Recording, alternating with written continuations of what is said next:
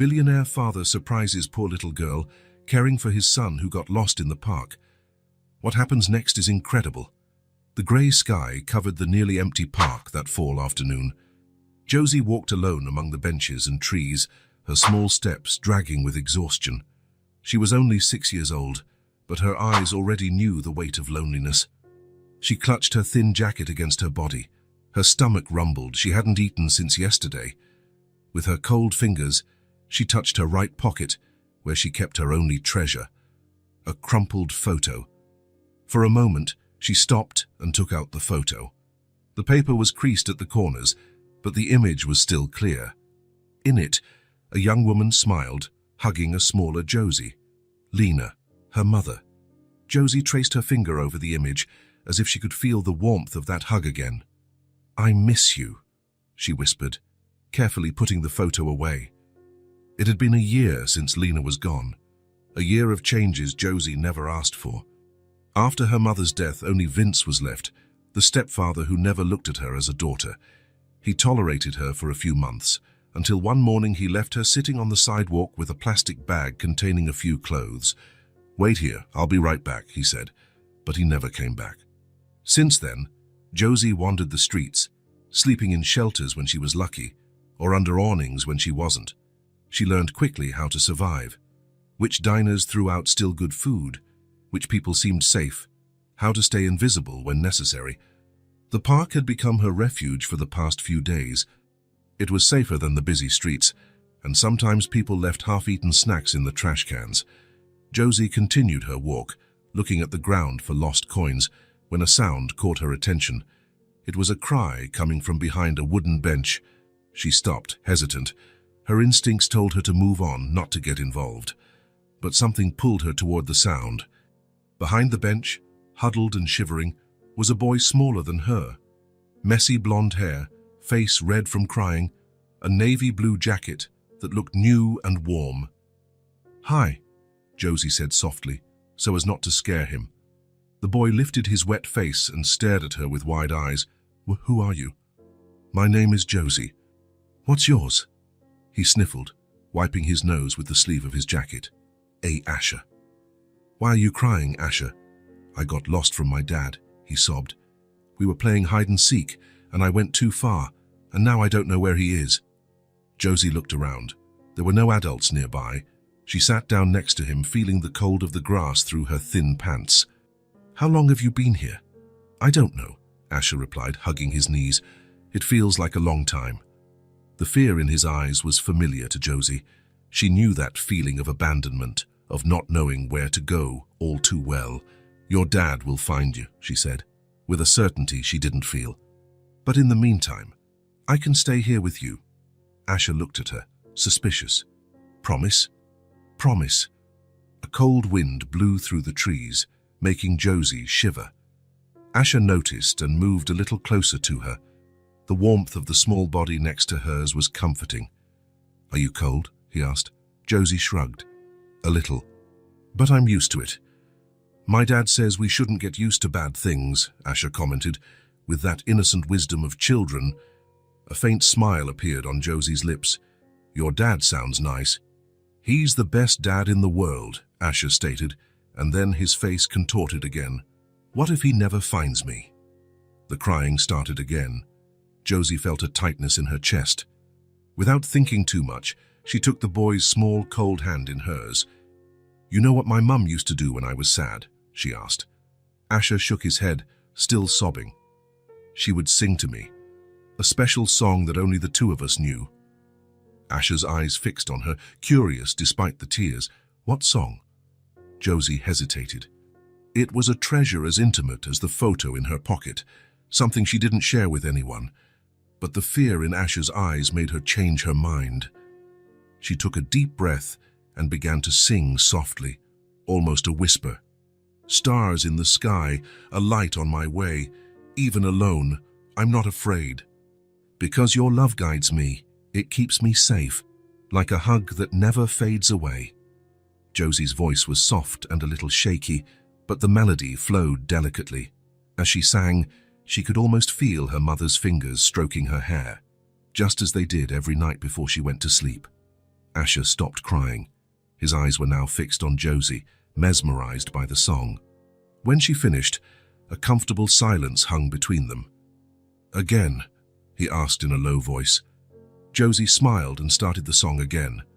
This time, Asher rested his head on her shoulder, as if they were old friends. For a moment, Josie didn't feel so alone. She sang one more time, until she noticed Asher's breathing was calmer. The boy was no longer crying, just holding her hand tightly. "You sing pretty," he said. "Thanks. My mum sang better." "Where is she?" The question hit Josie like a punch. She swallowed hard before answering. "She died a year ago." Asher's eyes widened. "Like my mum." It was Josie's turn to be surprised. "Your mum died too?" He nodded, looking at his own hands. "Dad said she became a star, the brightest one in the sky." "My mum must be a star too then," Josie murmured, looking up at the sky, which was beginning to darken. "I think our mums are friends up there," Asher said, with the simplicity of his 5 years. The idea was comforting. Josie imagined her mom and Asher's mom, 2 stars shining side by side and watching over them. "Your song talked about stars," Asher observed. "Maybe your mum already knew she was going to become one." Josie had never thought of that. The song took on a new meaning with Asher's words. "You're right," she agreed, squeezing his hand. At that moment, a shout cut through the air. "Asher! Asher, where are you?" The boy's face lit up. "It's Dad." He jumped to his feet, but didn't let go of Josie's hand. Instead, he pulled her up with him. "Come on. I want to introduce you to my dad." Josie hesitated. Adults meant questions. Questions about where she lived, where her parents were. Questions that could end with her being taken to a shelter, or worse, back to Vince as if they found him. But before she could protest, Asher was already pulling her toward the voice. A tall man appeared, running down the park path, his face twisted with worry. Upon seeing his son, his expression transformed into pure relief. "Asher." "Thank God." He knelt and opened his arms.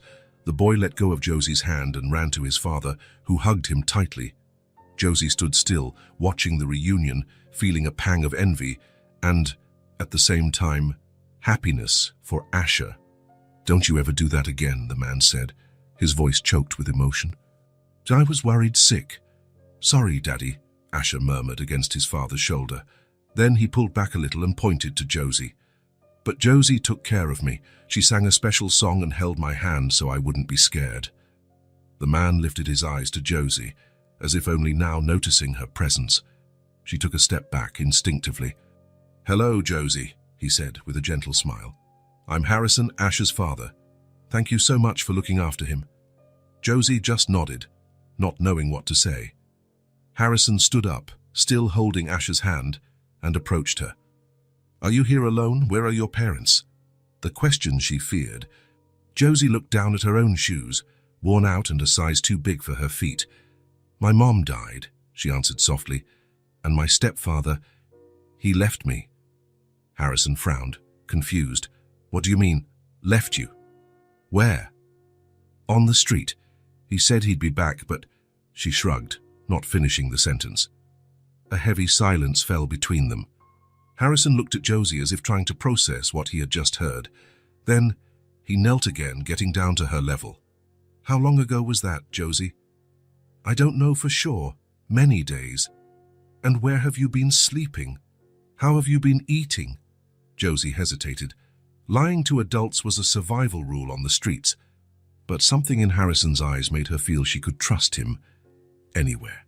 "Sometimes in shelters, when there's a spot, and I eat what I find, or what people give me." Harrison's face tightened with something that looked like pain. He looked at his son, then back at Josie. "You must be hungry now, aren't you?" In response, Josie's stomach growled loudly. She blushed, embarrassed. "A little," she admitted. Harrison took his wallet from his pocket and held out a few bills to her. "Here, buy yourself something to eat." Josie looked at the money, but didn't take it. It wasn't out of pride. On the streets, she had learned to accept help when offered, but something stopped her from taking those bills. Maybe it was the way Harrison looked at her, not with pity, but with genuine concern. You don't have to, she said. I'll find something. Daddy, Asher interrupted, pulling on Harrison's coat sleeve. Could Josie have dinner with us? Harrison smiled at his son.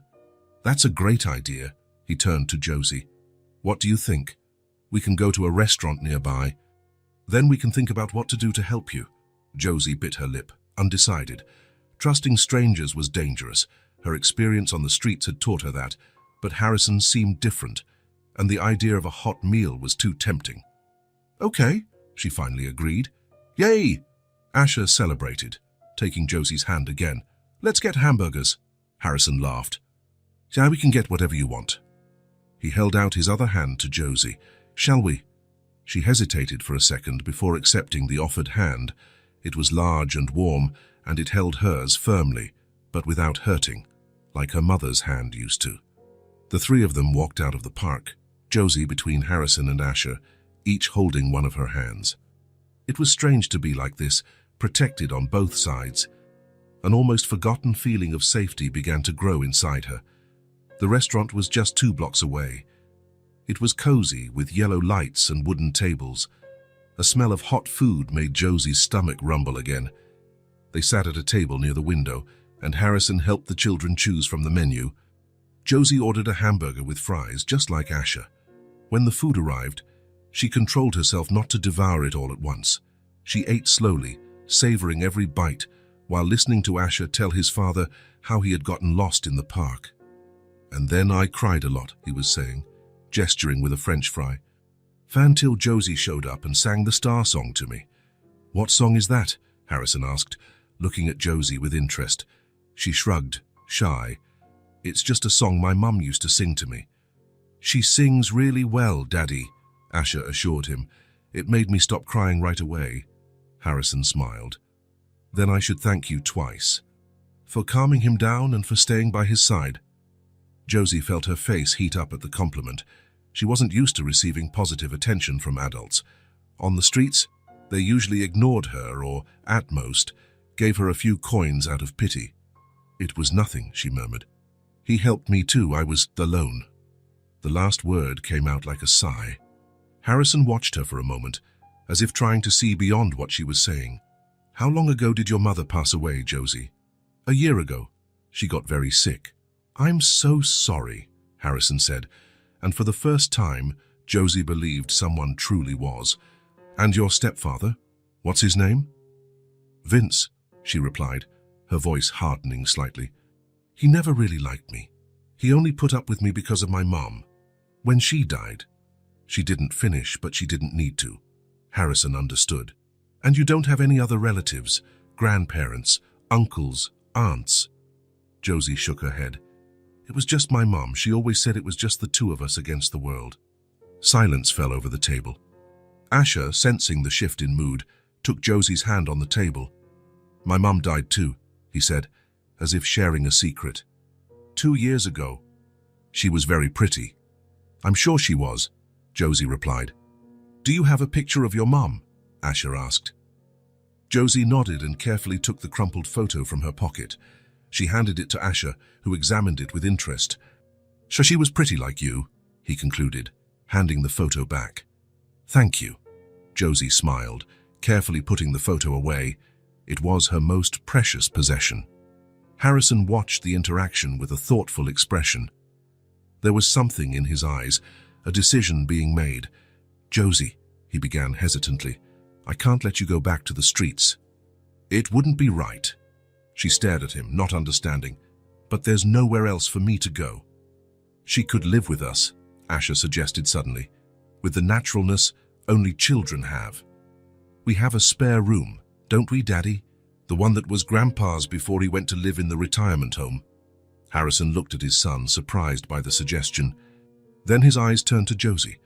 She was holding her breath, hardly daring to believe what she had just heard. Asher's right, Harrison said finally. We have space at home. You could stay with us, at least for now, until we figure out what to do. Can I? Josie's voice came out small, incredulous. Of course you can, Harrison confirmed, with a gentle smile. No one should be alone at your age, especially not on the streets. Josie didn't know what to say. For weeks, she had been surviving day by day, not thinking beyond the next meal or the next place to sleep. The idea of having a roof, a bed, guaranteed food, it was almost impossible to believe. "Just for tonight," she said finally, afraid of getting too attached to the offer. "I don't want to be any trouble." "It's no trouble at all," Harrison assured her, "and you can stay as long as you need." Asher clapped his hands, excited. "It'll be like a sleepover." Josie smiled, infected by the boy's enthusiasm. For the first time in a long time, she felt a spark of hope. When they finished eating, they left the restaurant for the cold night. Harrison held Asher's hand and, after a moment's hesitation, extended his other hand to Josie. She accepted, feeling the warmth radiating from his touch. As they walked toward the car, Josie looked up at the sky. The first stars were beginning to appear. She wondered if her mother was watching from one of them, guiding her path to this unexpected encounter. In the pocket of her jacket, the crumpled photo seemed a little lighter. After lunch, Harrison watched Josie discreetly as she finished the last piece of apple pie. Her eyes, once so dull, now had a shy sparkle. Her cheeks, once pale, now had a faint blush. It was as if the simple meal had restored some of the life that seemed to have abandoned that fragile body. "Thank you for the food," she said, wiping her mouth with a napkin. "I haven't eaten something this good I can't even remember." Harrison smiled, leaving a few bills under the plate to cover the bill and the tip. "We're not done yet," he replied, standing up. "Let's go." "Where to?" Josie asked, suspicion returning to her features. After years on the streets, any kindness still seemed to hide a trap. "You need new clothes," he explained simply. "There's a department store nearby." They walked side by side through the busy downtown streets.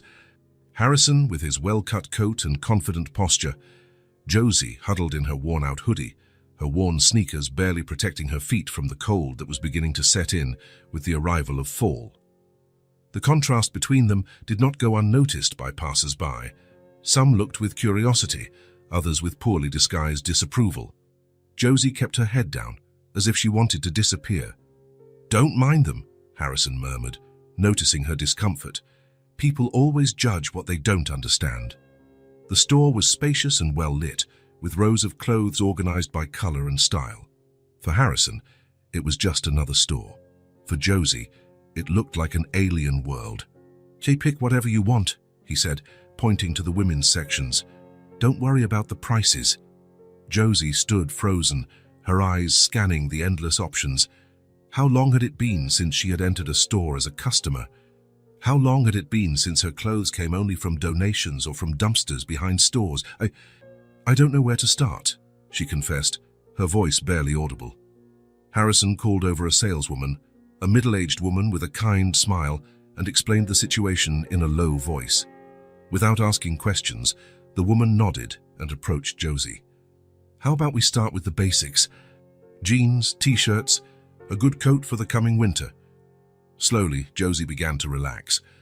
The saleswoman, with tact and professionalism, helped her choose pieces that fit her thin body well. A pair of dark blue jeans, a few t-shirts in soft tones, a soft sweater, thick socks, a lined jacket for the colder days. In the fitting room, Josie faced her reflection in the mirror, almost not recognizing the woman staring back at her. The new clothes transformed her appearance, but there was something more. A recovered dignity, perhaps.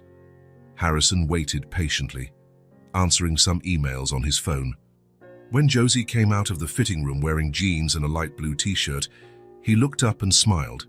"Much better," was all he said. The last stop was the shoe department. A pair of comfortable sneakers and boots for winter completed the shopping. At the register, Harrison handed over his card without hesitation, ignoring Josie's surprised look when she saw the total. You didn't have to spend so much on me," she murmured as they left the store, carrying bags. "It was nothing," he replied sincerely. "Besides, these are just basic things that everyone deserves to have." On the way back to the car, they stopped at a drugstore. Harrison insisted that she choose personal hygiene items: shampoo, conditioner, toothbrush, deodorant. Small luxuries that most people take for granted, but which become items of extreme value on the streets. Once in the car, with the bags on the back seat, Harrison hesitated before starting the engine. "Josie," he began, choosing his words carefully, "I have a guest room in my house. You can stay there for a few days until you decide what you want to do." The silence that followed was thick. Josie looked out the window, the sky beginning to darken, heralding the end of the afternoon. "Why are you doing this for me?" she finally asked, her voice choked with emotion. "You don't even know me." Harrison thought about the answer for a moment. "Maybe because someone did the same for me once, when I needed it," he replied simply. "I'm not asking for anything in return, Josie, just offering a safe place for a few days." She nodded slowly, unable to find words to express the mixture of gratitude and distrust that still fought within her. Harrison's house was in a quiet neighborhood on the outskirts of the city. It wasn't luxurious, but comfortable and welcoming.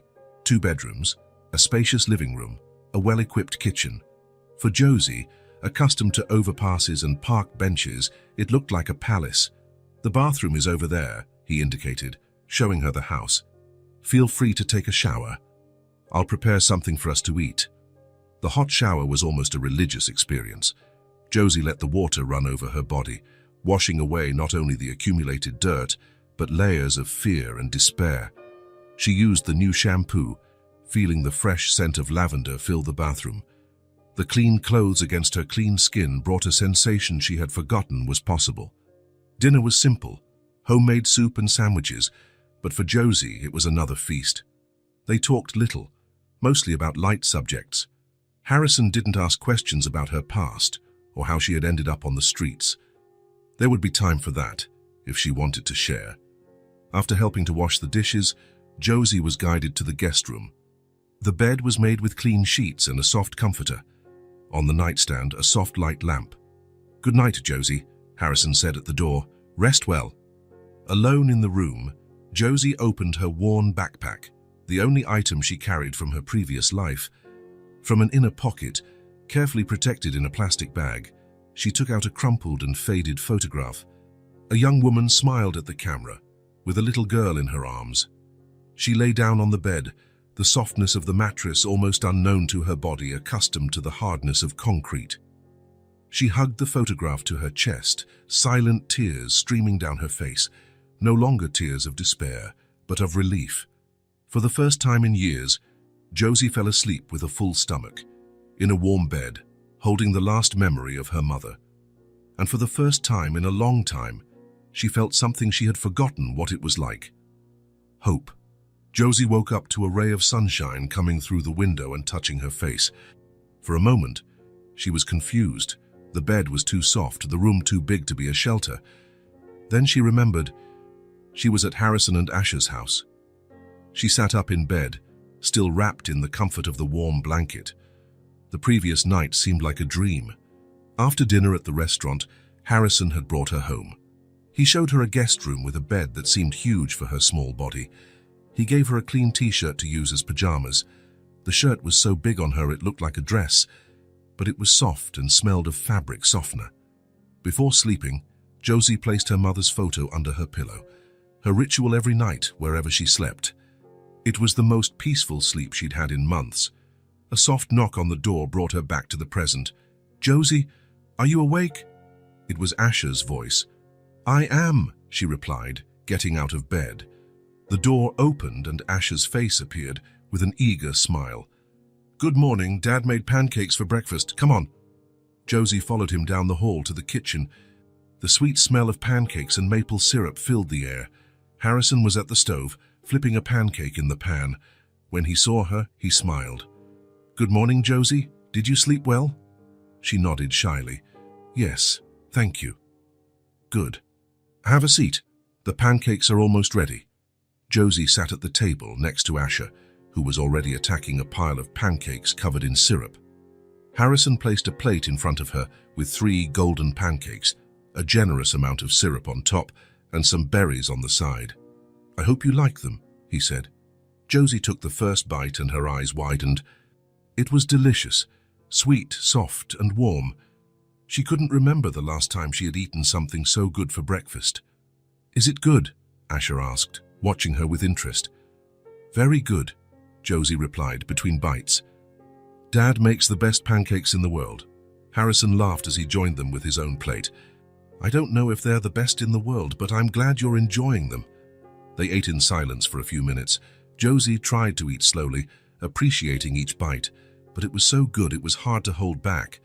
So, Harrison finally spoke, what do you guys want to do today? We can show Josie the toys, Asher exclaimed, almost jumping out of his chair with enthusiasm. She hasn't seen the playroom yet. Harrison looked at Josie.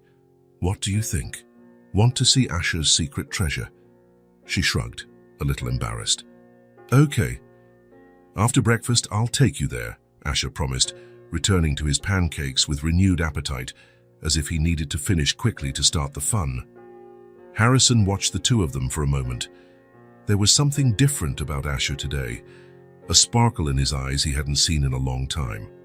Since Rebecca had died 2 years ago, his son had become quieter, less interested in his games, but now, with Josie here, he seemed to have gained new energy. When they finished eating, Harrison started collecting the plates. You can go play. I'll take care of the dishes. Come on, Josie. Asher took her hand and pulled her out of the kitchen. The playroom is upstairs. She let herself be led up the stairs to the second floor.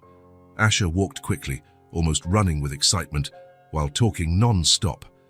I have a lot of cool stuff. Cars, building blocks, a giant track, even a fort that Dad built with me. You're gonna love it. At the end of the hall, he stopped in front of a door decorated with his name in colorful letters. With a dramatic movement, he turned the doorknob and opened the door. Ta-da! Welcome to the best playroom in the universe. Josie took a step forward and stood frozen at the entrance. Her eyes slowly scanned the room, taking in every detail. It was a large, colorful space. The walls were painted light blue, with white clouds near the ceiling. A bookshelf took up an entire wall, filled with toys organized in clear boxes. In the center of the room, there was a toy car track set up on a low table. In a corner was the fort Asher had mentioned, a wooden structure with cushions and a flag on top. There was also a rug with a city design, more building blocks than Josie had ever seen, action figures on a shelf, and a small table with drawing supplies. Wow, she whispered, her eyes wide.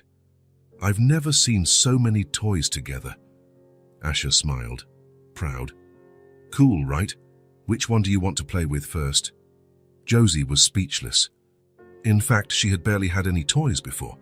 When she lived with her mother, they had few resources. Lena would sew rag dolls for her and make toys out of empty boxes. With Vince, she had nothing. On the streets, her toys were pebbles, bottle caps, things she found and kept in her pockets. I don't know. There's so much, she finally replied. Asher thought for a moment. I know, let's build a city with the blocks, and then we can make the cars drive in it. Josie smiled. Okay. They sat on the rug, and Asher started taking the colorful blocks out of a box. He handed a handful to Josie, who examined them carefully, feeling the smooth texture and rounded corners. Oh, we can make a super tall tower, Asher suggested, already stacking pieces, or a castle. What do you think? Can we make a house? Josie asked. Of course. Let's make a really big house, with lots of rooms. They started building side by side. At first, Josie was a bit hesitant, not knowing exactly how the blocks fit together. But she soon got the hang of it and started creating walls and windows. Asher talked non-stop, making up stories about who would live in the house, what life would be like there. Slowly, Josie's shyness melted away. She started laughing at Asher's jokes, suggesting ideas for the construction and creating her own stories. When they finished the house, they moved on to building other structures, a school, a park, a store. Harrison, who had come up quietly after finishing the dishes, watched from the ajar door. He didn't want to interrupt the magical moment happening inside.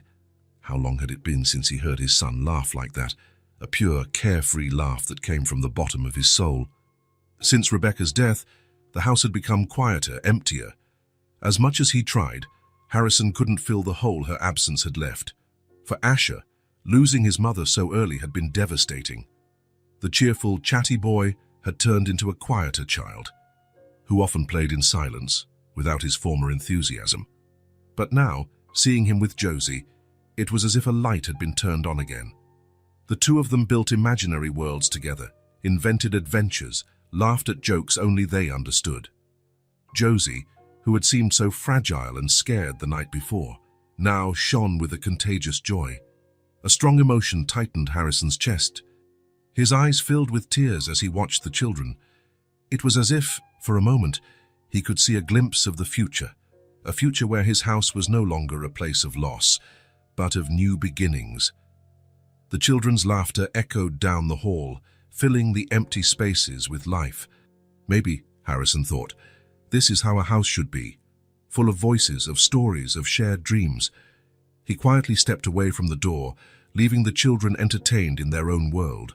There was much to resolve, legal matters, paperwork, important decisions to make. But for now, it was enough to know that his house was becoming a home again. The afternoon passed quickly in the playroom. Josie and Asher built entire cities with blocks, raced toy cars, and made up stories for each action figure. When Harrison called them for dinner, they both protested, wanting more time to play. "You can continue tomorrow," he promised. "Now it's time to eat something." In the kitchen, the smell of freshly baked lasagna filled the air. Harrison had prepared a green salad to go with it and orange juice for the children. Josie sat at the table, looking at the food with bright eyes. She still couldn't believe she was here in this beautiful house, with people who treated her so well. "I hope you like lasagna," Harrison said, serving her a portion. "I've never had lasagna," Josie admitted. Asher looked at her, surprised. "Never. It's the best food in the world."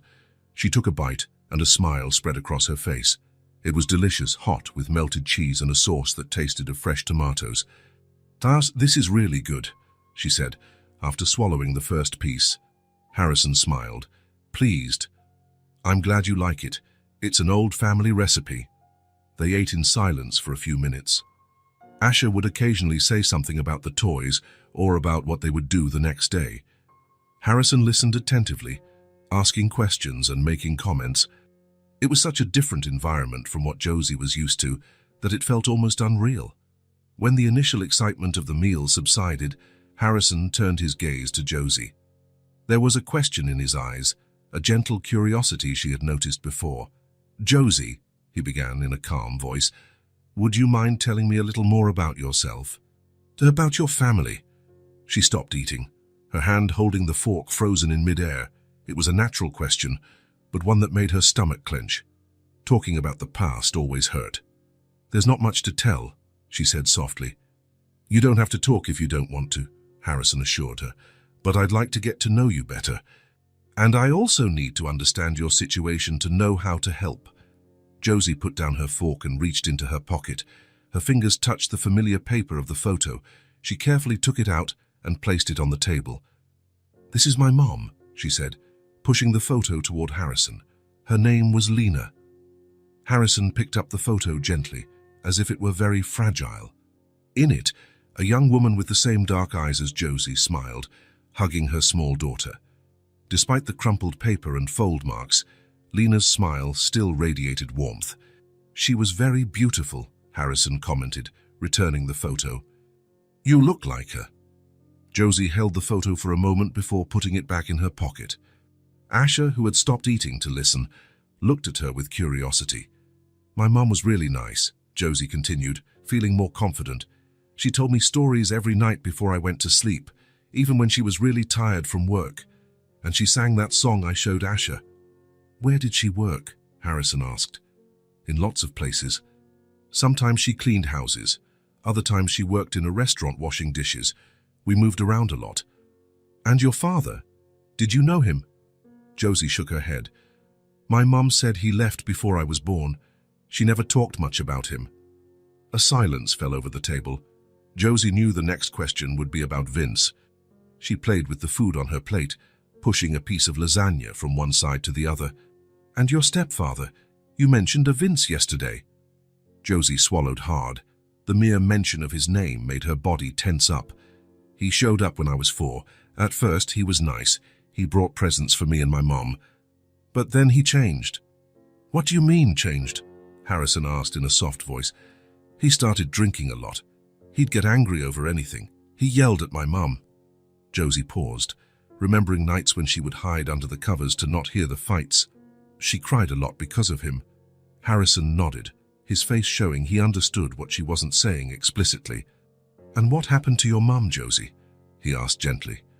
"She got sick," Josie replied, her voice almost a whisper. "First it was just a cough, then it got worse. She was tired all the time, couldn't work properly. Vince got even angrier because she wasn't bringing in money." Harrison pressed his lips together, but didn't interrupt. "One day she couldn't get out of bed anymore. She was so weak." Josie felt a lump in her throat. "Vince called an ambulance, but it was too late. She died at the hospital." Asher, who had been listening in silence, reached his hand across the table and touched Josie's arm. "My mum died in the hospital too," he said. "It's very sad."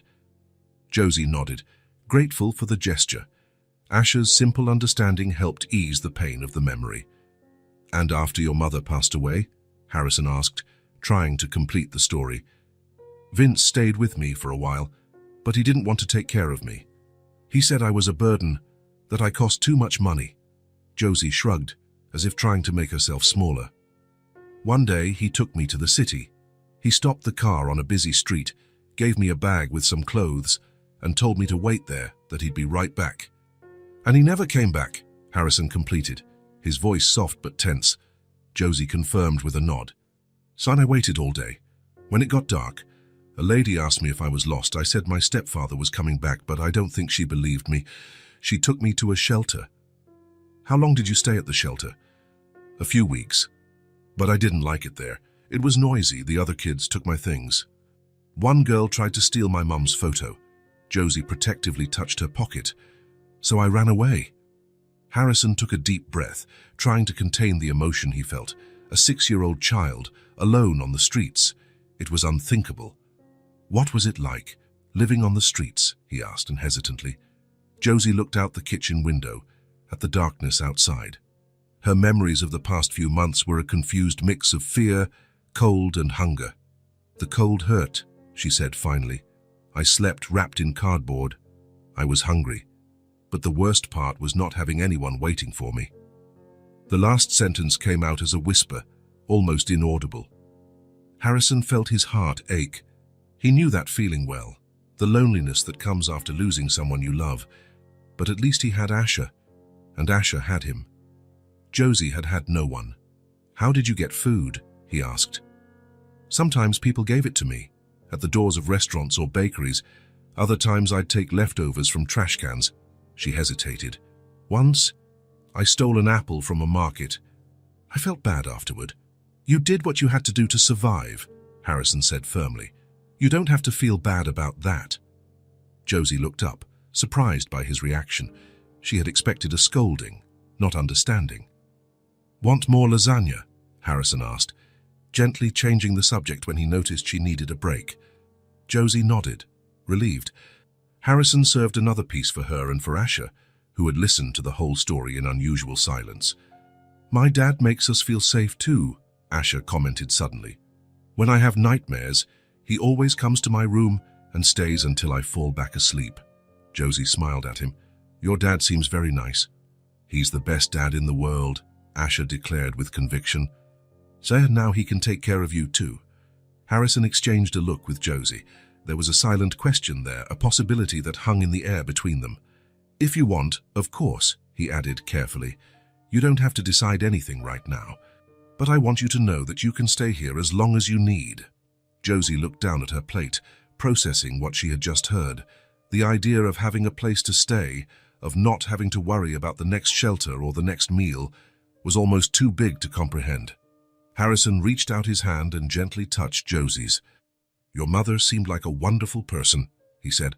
"She must be happy that you're with us now." The words touched something deep inside Josie. She had never thought of it that way, that her mother could see her, know where she was. The idea brought unexpected comfort. "Do you really think so?" she asked, her voice trembling.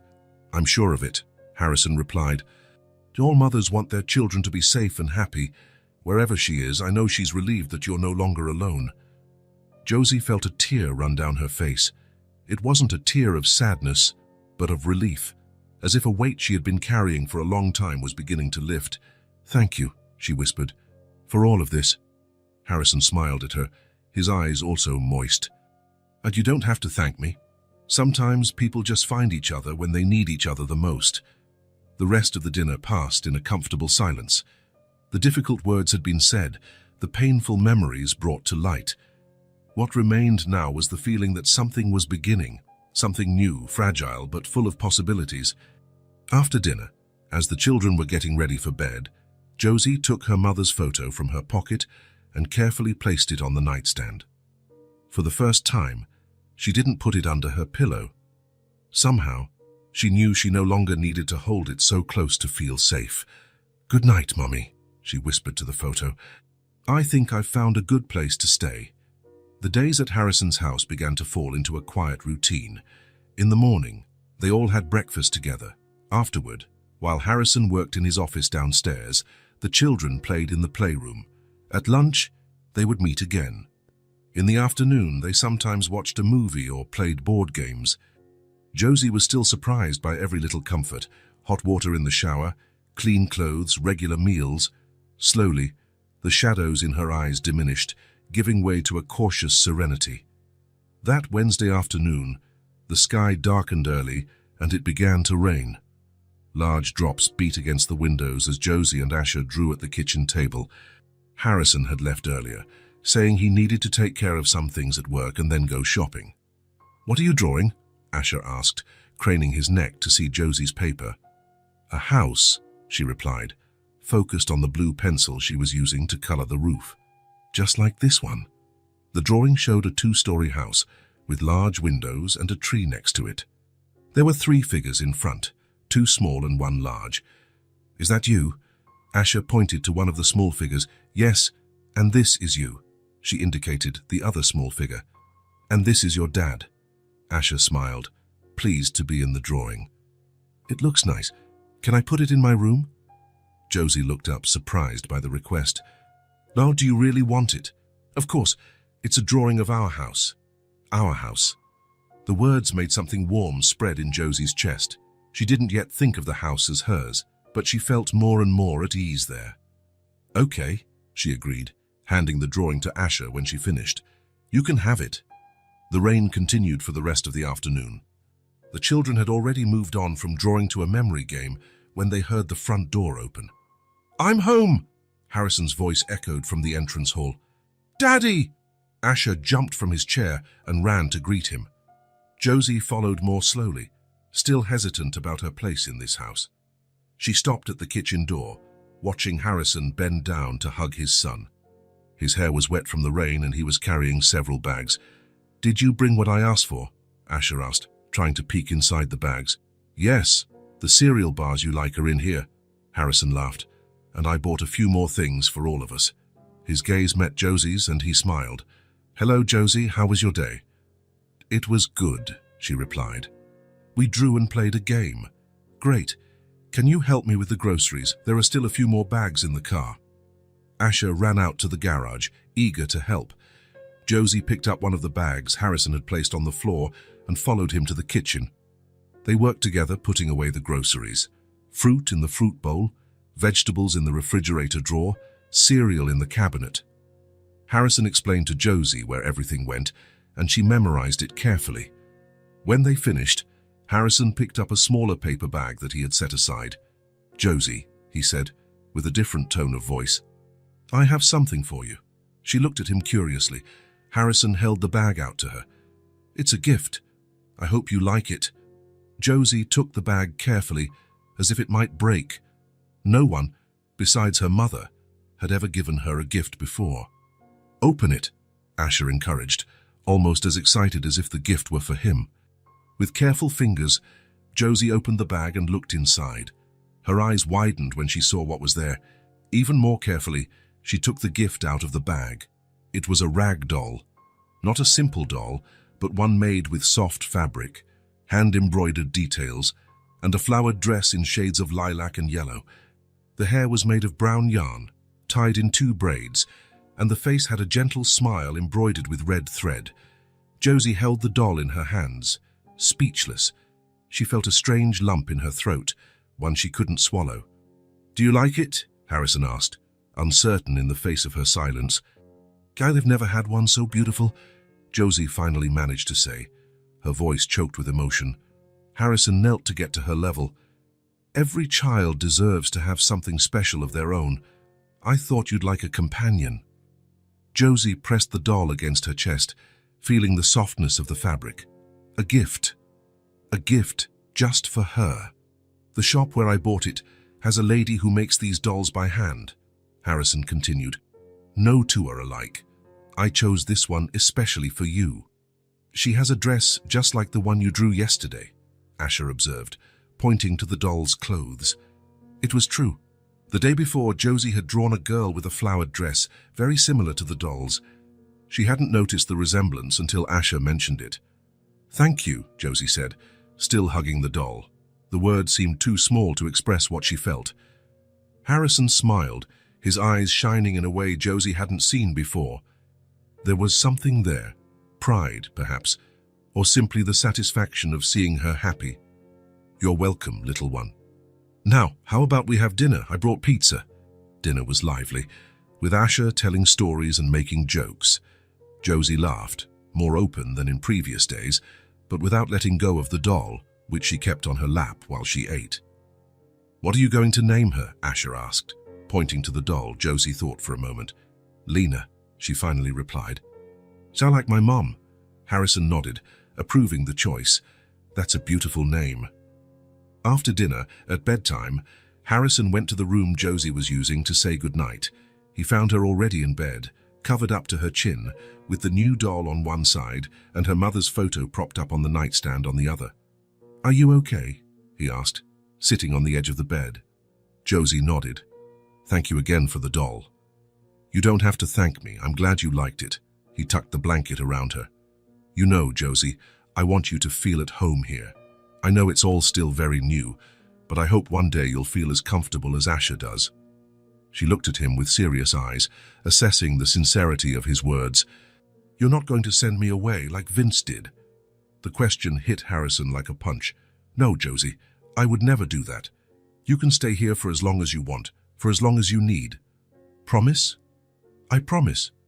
She seemed to relax a little, sinking deeper into the soft pillow.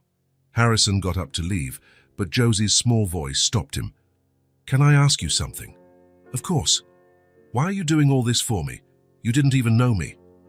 Harrison thought for a moment before answering. "Sometimes, Josie, life puts us on the right path at the right time. You helped Asher when he was lost and scared. Maybe now it's our turn to help you." Josie considered the answer, her gaze wandering to her mother's photo. "My mom used to say that good people always find each other sooner or later."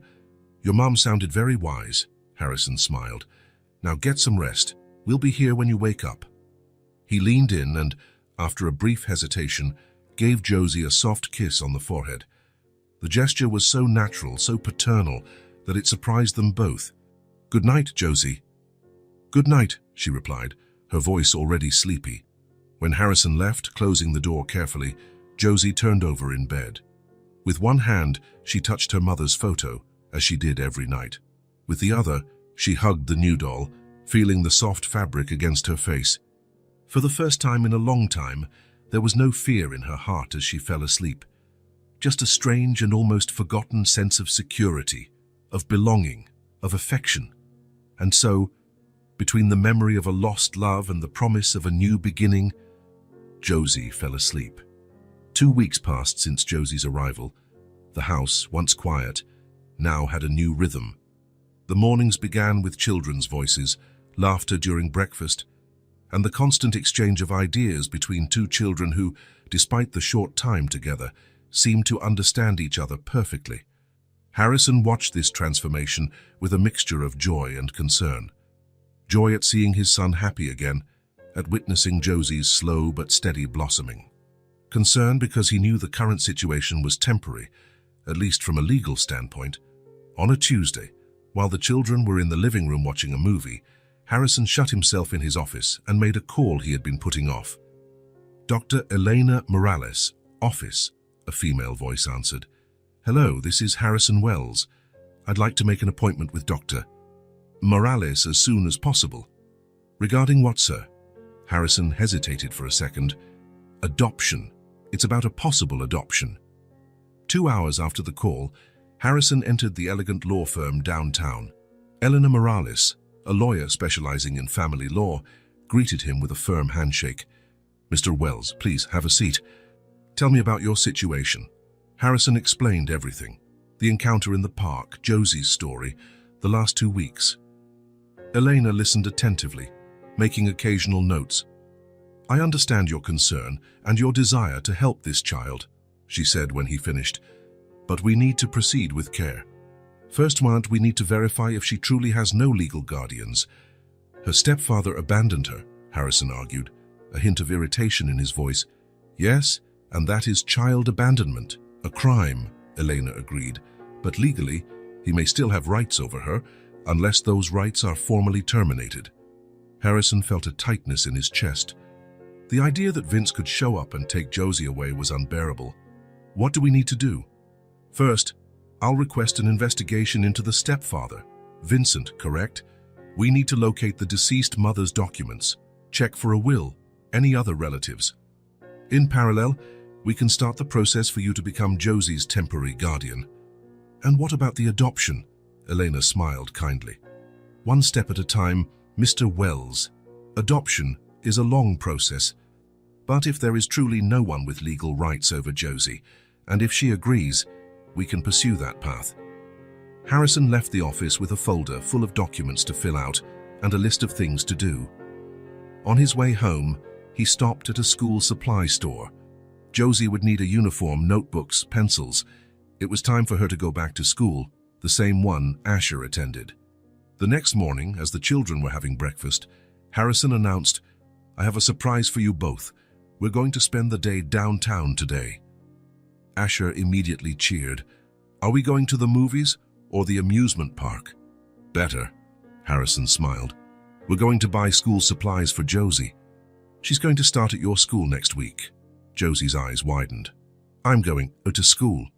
Of course, Harrison replied, as if it were the most natural thing in the world. All children need to go to school, and I thought it would be nice for you to be in the same school as Asher. That's going to be awesome, Asher exclaimed. I can introduce you to all my friends. Josie remained quiet, processing the information. School meant routine, stability, normality, things she had lost a long time ago. You don't want to go? Harrison asked, noticing her hesitation. I do, she finally replied. I'm just surprised. Harrison knelt beside her, getting to her eye level. Josie, as long as you are here, you will have everything you need. School, clothes, food, a home. Do you understand that? She nodded slowly, but Harrison noticed the doubt in her eyes. The as long as hung between them, a reminder that nothing was guaranteed, that everything could change in an instant. The downtown area was bustling on that sunny Saturday morning. Families were out for a walk, enjoying the good weather after days of rain. Harrison parked near a large department store. First, we'll buy the uniform, he said, guiding the children by the hand. Then we'll go to the bookstore for notebooks and books. Josie walked between Harrison and Asher, holding both their hands. She was wearing a yellow dress that Harrison had bought a few days earlier, her first new dress in years. Her hair, once always tangled, was now clean and combed into a braid that Harrison had learned to do by watching online tutorials. In the children's section of the store, a saleswoman greeted them with a smile. Pi, we need the uniform for Westbrook Elementary School, Harrison explained.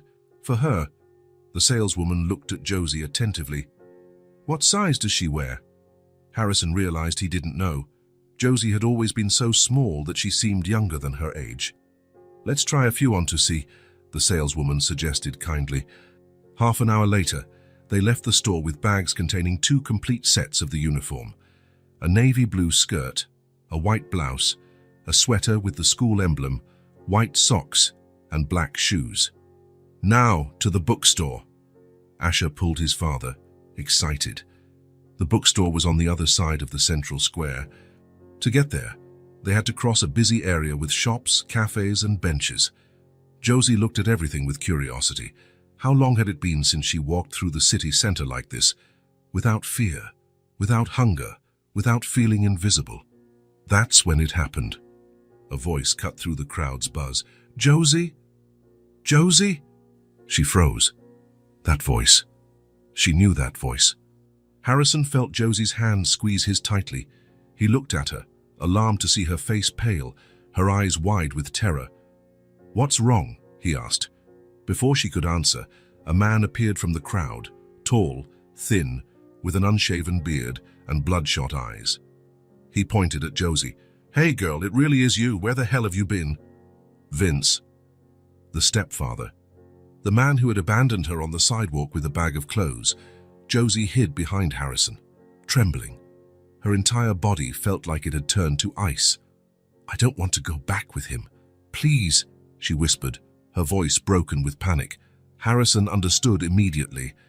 He stood in front of Josie, protecting her with his body. Asher, sensing the danger, also moved closer to the girl. Vince approached, staggering slightly.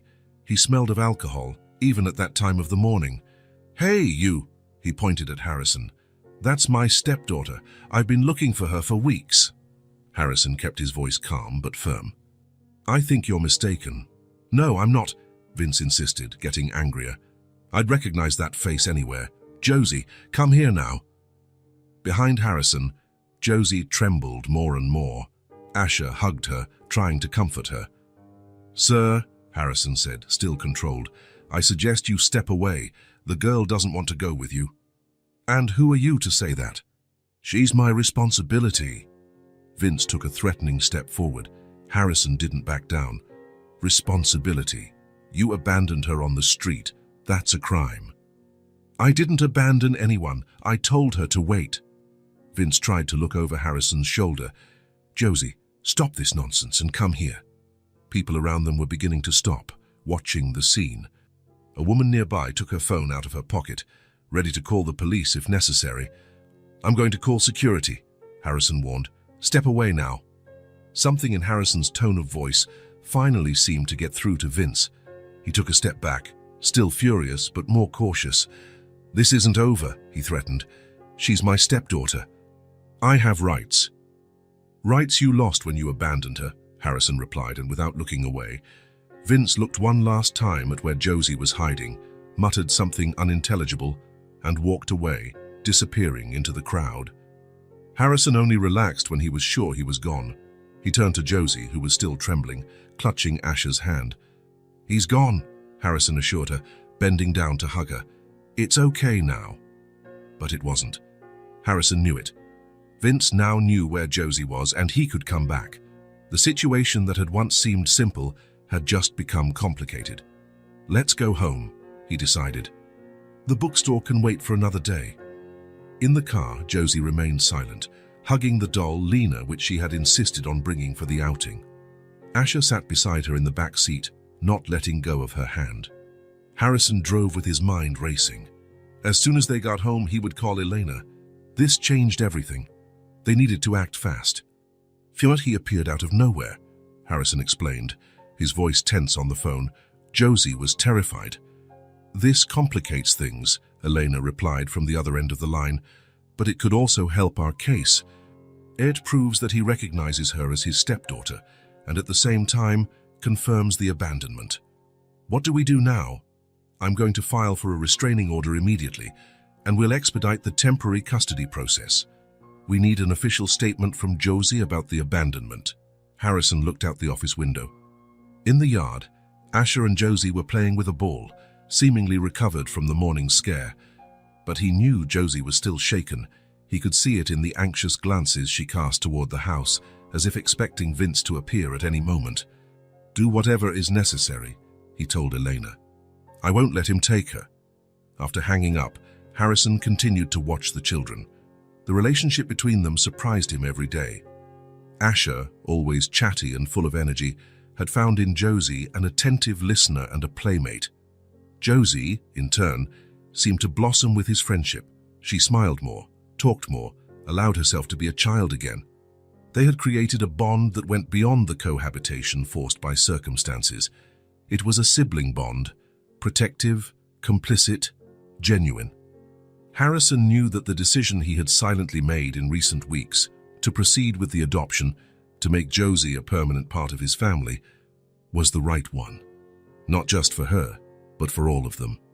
That night, after Asher had fallen asleep, Harrison found Josie still awake, sitting on the edge of her bed, hugging the doll. "Can't sleep?" he asked, sitting beside her. She shook her head. "I'm afraid he'll come back."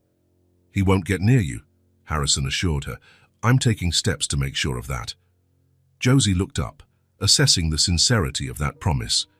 "Hi, what kind of steps?" "Legal ones. I'm talking to a lawyer so you can stay here officially, so that no one can take you away." A cautious hope lit up Josie's face. "I can stay forever?" Harrison smiled, touched by the simplicity and depth of the question. "If you want to, yes, that's what I'm trying to arrange." "I want to," she replied without hesitation. Harrison put his arm around her shoulders, pulling her into a sideways hug. "Then we'll make it happen." They stayed like that for a moment, in silence. Then Josie said, so quietly he almost didn't hear, "I've never had a place to stay before. Not for real." Harrison felt a lump in his throat. "You do now. And you always will, as long as I can ensure it." He realized that, despite the fear still present in her eyes, there was something more now, something that wasn't there when he found her in the park. A sense of belonging, a quiet certainty that she had finally found her place in the world.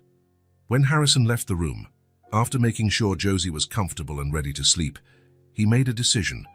He would not only proceed with the adoption process, he would do so with all possible urgency and determination. Josie deserved not just a roof, food, and school. She deserved the certainty of a family, a permanent home, a place where fear could finally give way to trust. And he would do everything to ensure that for her, the family court had a solemn air that morning. Shiny marble hallways, dark wooden doors, voices speaking in respectful whispers. Harrison adjusted his tie, feeling more nervous than he had in a long time. Beside him, Josie wore a navy blue dress and black shoes they had bought especially for the occasion.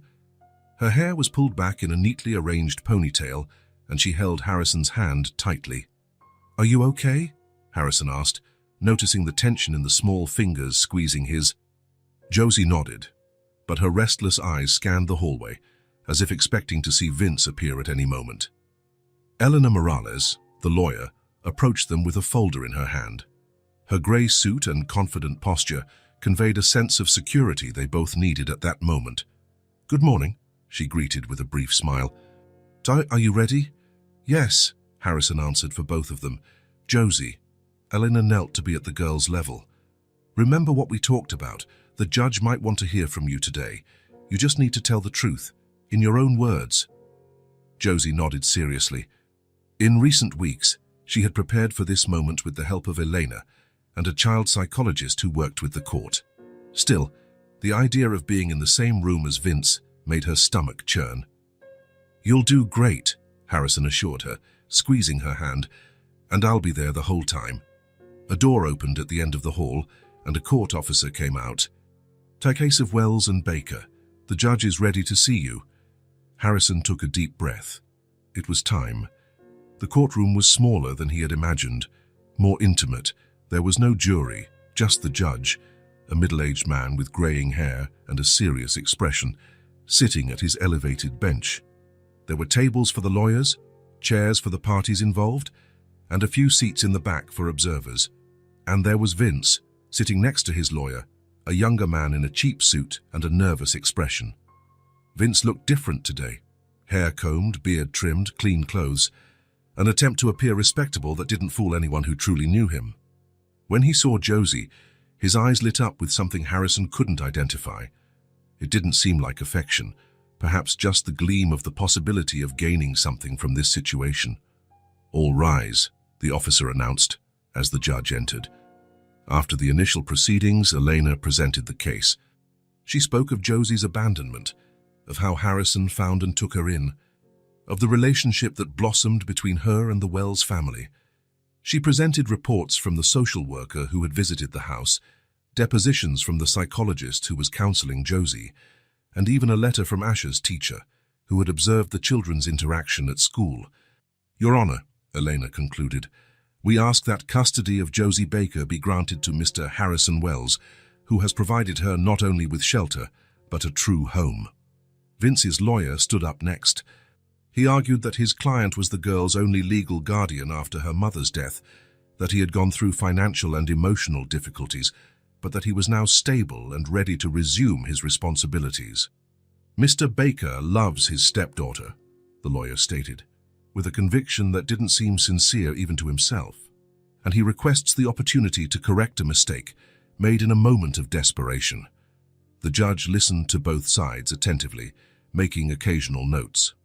When the lawyers finished, he addressed Vince directly. "Mr. Baker, why did you abandon your stepdaughter?"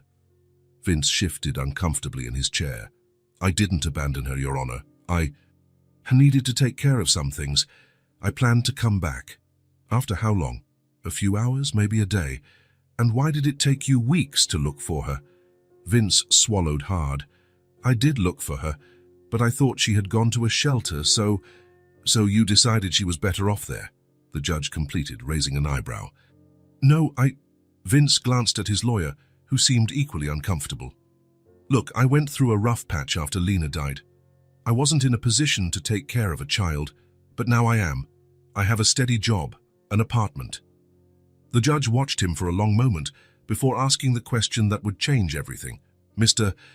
Baker, what do you really want in this case?" Vince hesitated, looking at Josie and then at Harrison. There was a calculation happening behind his eyes. "I want what's best for Josie," he said finally, "but I also think I deserve some compensation. After all, I took care of her for a year after her mother died. That has a value." A murmur of indignation swept through the room. Vince had just revealed his true intentions. "Are you suggesting financial compensation in exchange for custody?" the judge asked, his voice as cold as ice. Vince's lawyer tried to intervene, but it was too late. "Yes," Vince answered directly. "Wells has money. If he wants to keep her so badly, he can pay for it."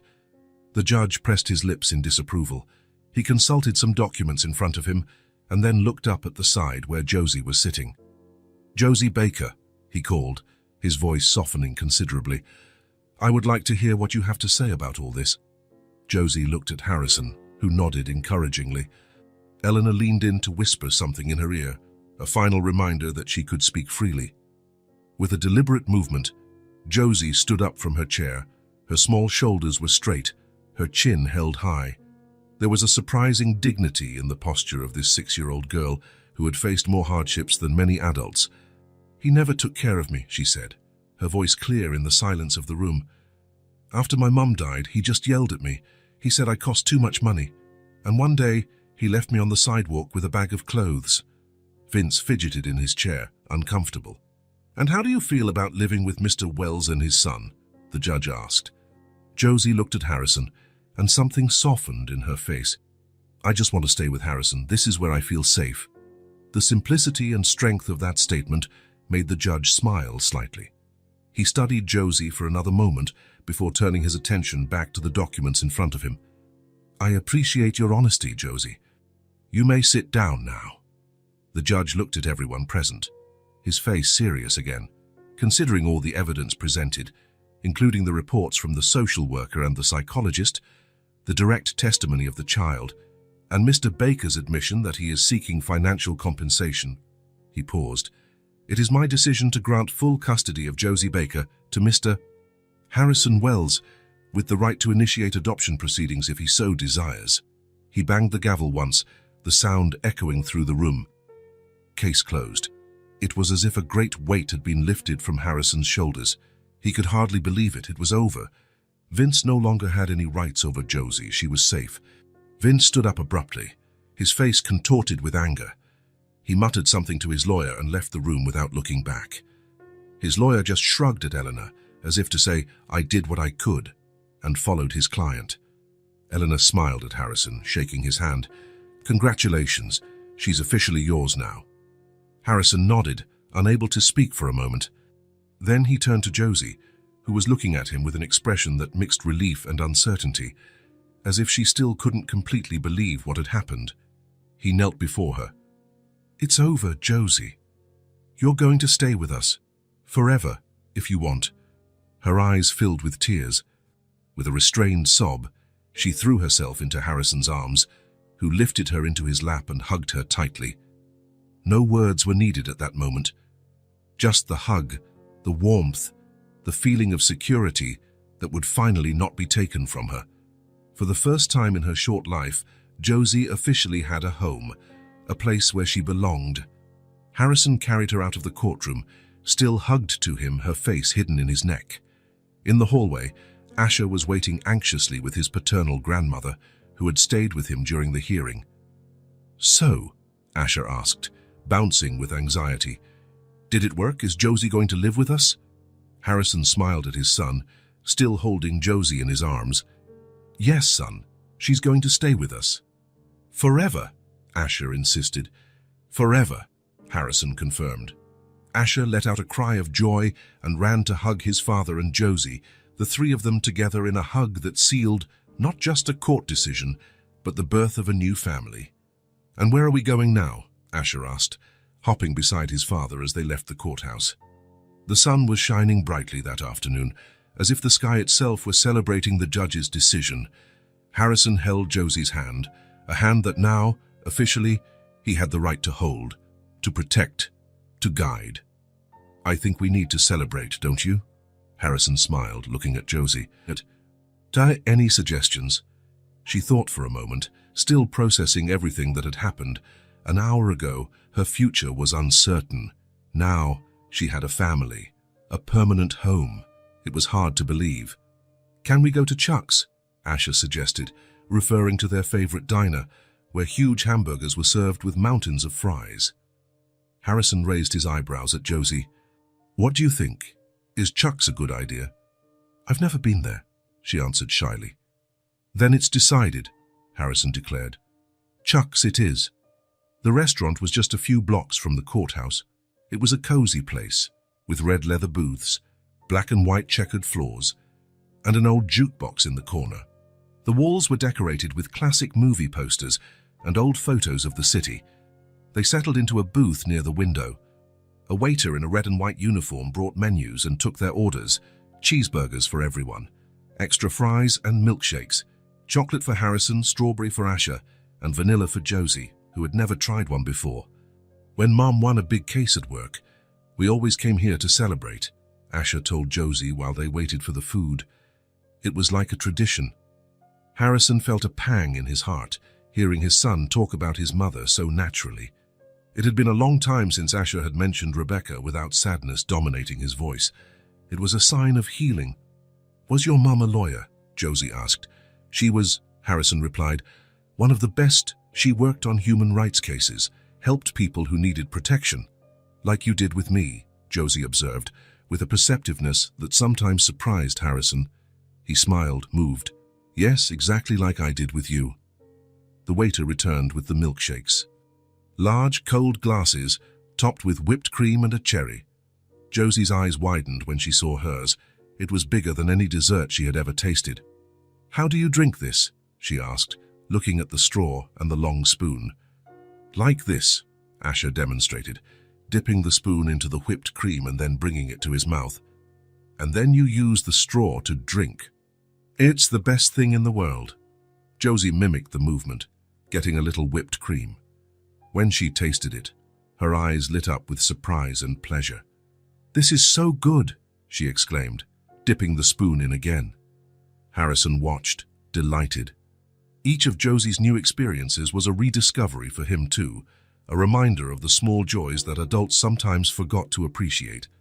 "Hey, Dad," Asher called, raising his glass. "I think we should make a toast."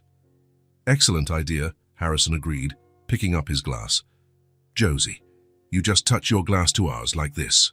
She nodded, picking up her milkshake with both hands. "A toast to my sister," Asher declared, extending his glass to the center of the table. Josie felt her face flush. Sister. It was the first time Asher had called her that directly, not just a friend or a guest, but family, part of him, part of them. "And to my dad who found me in the park," she replied softly, touching her glass to the other two. It was Harrison's turn to feel the emotion tightening his throat. Dad. She had called him Dad. The moment was interrupted by the arrival of the hamburgers, huge and appetizing. They ate with pleasure, talking about simple things, plans for the weekend, a movie they wanted to see, the upcoming science fair at Asher's school. As they were finishing, Josie took something out of the small bag Eleanor had given her to keep her belongings in during the hearing. "I made this yesterday," she said, handing a folded piece of paper to Harrison. "It's for you." Harrison carefully unfolded the paper. It was a drawing made with colored pencils, 3 figures holding hands in front of a house. The largest figure, clearly him, was in the middle, holding the hands of 2 smaller figures, Asher and Josie. Above the house, written in careful, colorful letters, it read, "The House of the Heart." Harrison felt his eyes well up. He passed the drawing to Asher, who examined it with interest. "Look, that's me. You even drew my red sneakers," Asher exclaimed. "You draw really well, Josie." She smiled, shy but obviously pleased with their reaction. "It's perfect," Harrison said, taking the drawing back. "I'm going to frame it as soon as we get home. It will look perfect in the living room, along with the other family photos." Family. The word echoed between them, heavy with meaning.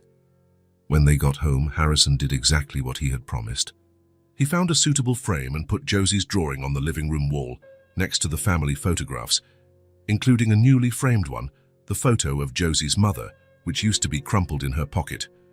Seeing the 2 images side by side, the past and the present, what was lost and what was found, Harrison felt that a circle was closing. "Josie," he called, after everything was arranged, "I have a surprise for you. Can you come here?" She came from the kitchen, where she was helping Asher make lemonade. Harrison took her by the hand and led her upstairs. They passed Asher's room, the bathroom, the master bedroom, and stopped in front of a closed door at the end of the hall. "This room has been empty since we moved in," Harrison explained. "We used it for storage for a while, but I cleaned it out last week." He opened the door. The room was large, with a big window overlooking the backyard. The walls were white, the floor light wood. There was only a simple bed against the wall, a nightstand, and an empty closet. "Now this will be yours," Harrison said, watching her reaction. "You can choose everything exactly as you want it. The color of the walls, the furniture, the decor, everything." Josie entered the room slowly, as if in disbelief.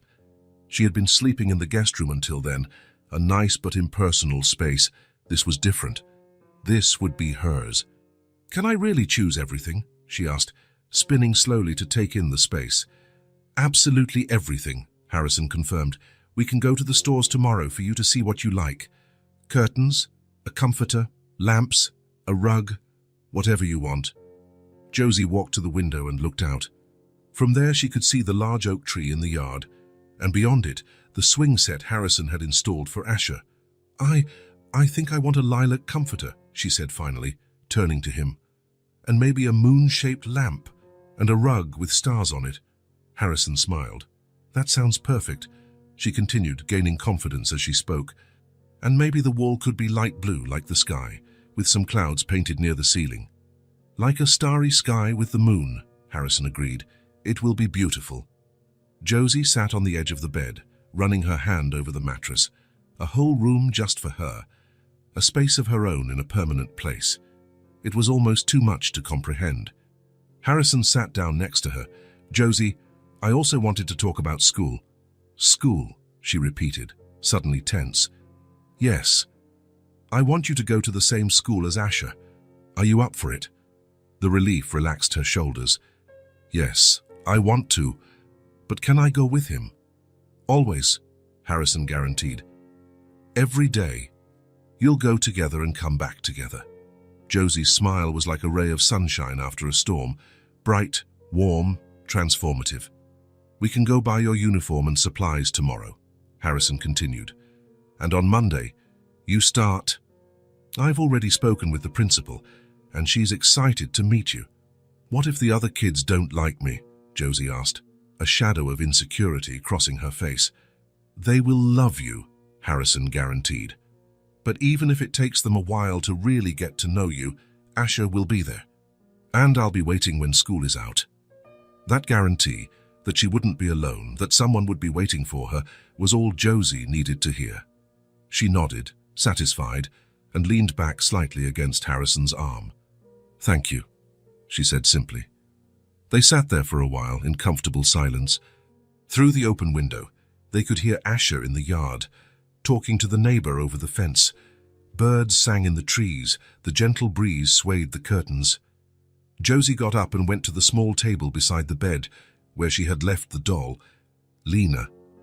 She picked her up and returned to her seat, hugging her on her lap. "So I think she'll like the new room too," Josie commented, adjusting the doll's flowered dress. "I'm sure she will," Harrison agreed. "You both deserve a beautiful and safe place."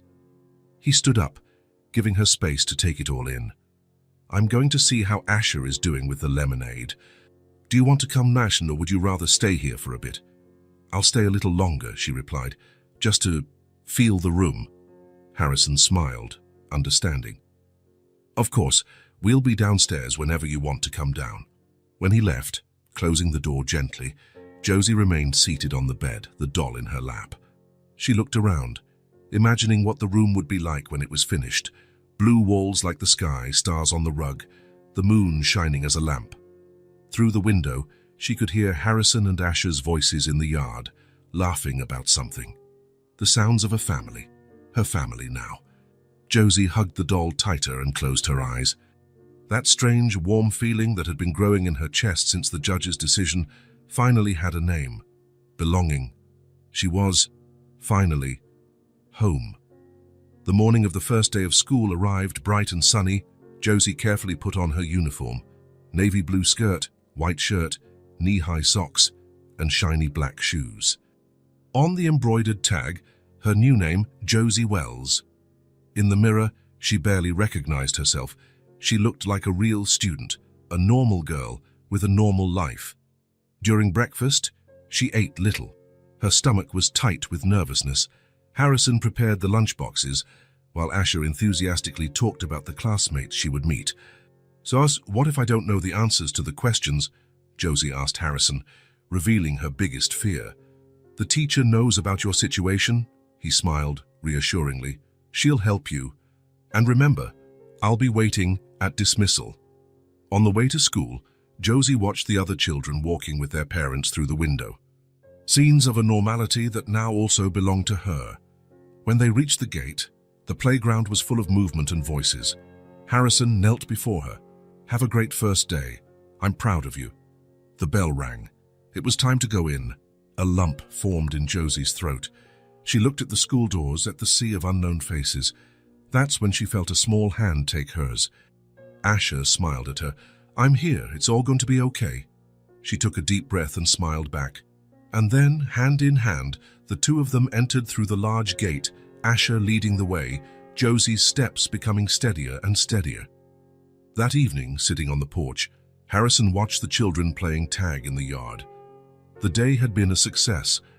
Josie came home from school full of stories about the teacher, about new friends, about the library with so many books you could read a different one every day for 100 years. Her face, once so tense, now shone with excitement. Harrison smiled, thinking about how quickly life could change. Months ago, it was just him and Asher, carrying the weight of absence together. Now the house was full of life again. "Family is who stays," he murmured, watching the children. "Who chooses? Who cares?"